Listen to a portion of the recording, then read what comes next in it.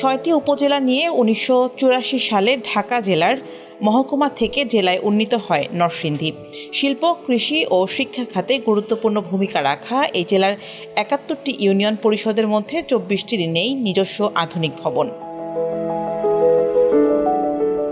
এর মধ্যে বেশ কিছু ইউনিয়ন পরিষদের নিজস্ব জমি রয়েছে, আর কিছু পরিষদের নেই নিজস্ব জমিও।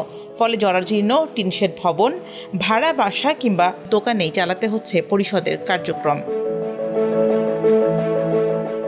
6টি উপজেলার মধ্যে সদর উপজেলায় 7টি, শিবপুরে 2টি, রায়পুরায় 9টি, মনোহরদীতে 3টি এবং বেলাবো উপজেলায় 3টি ইউনিয়ন পরিষদের নেই নিজস্ব ভবন।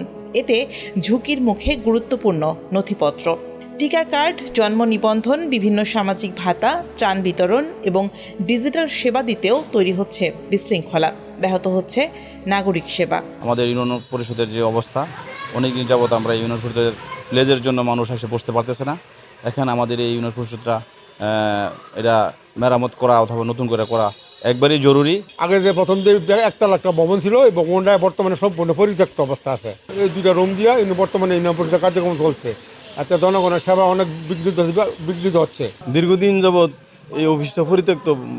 প্রথম যে একটা মূল ভবন ছিল এটা পরিত্যক্ত অবস্থায়। বর্ষাকালে যে টিসিবির মাল বা অন্য অন্য জায়গায় দেওয়া হয় এগুলো দিতে পারে না, হাঁটু পানি হয় এইখানে। বিভিন্ন সেবার জন্য দূর দূরান্ত থেকে আসে। একদূরের ইউনিয়নটা কিন্তু বিশাল বড় একটা ইউনিয়ন। এই ইউনিয়নের অনেক খ্যাতি আছে। বিভিন্ন লোক রাজনৈতিকভাবে বিভিন্নভাবে পর্যায়ক্রমে এখানে এসেছে, কিন্তু তারা কেউই এই ভবনের উন্নয়ন করেনি।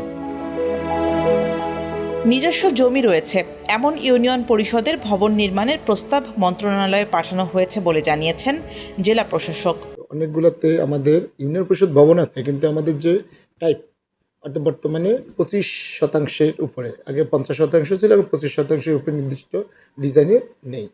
তো কেউ কেউ ভাড়া বা পুরাতন ভবনে রয়েছে, সেগুলোর ক্ষেত্রে আমরা তথ্য নিচ্ছি এবং যাদের 25% বেশি জমি রয়েছে তাদের ক্ষেত্রে নতুন ভবন তৈরি করার জন্য সরকার নির্দিষ্ট নিয়মে মন্ত্রণালয়ে প্রস্তাব প্রেরণ করা হচ্ছে। আর যাদের নেই তাদের বিষয়ে আমরা মন্ত্রণালয়ে জমি, পর্যাপ্ত জমি যদি পাওয়া যায় সেভাবে ব্যবস্থা নেব। যদি পাওয়া না যায় মন্ত্রণালয়ে এটা মাল্টি স্টোরিড বিল্ডিং, বহুতল ভবন নির্মাণের মাধ্যমে সেখানে ইউনিয়ন পরিষদ করা যায় কিনা সেই বিষয়টা আমরা প্রস্তাব করছি।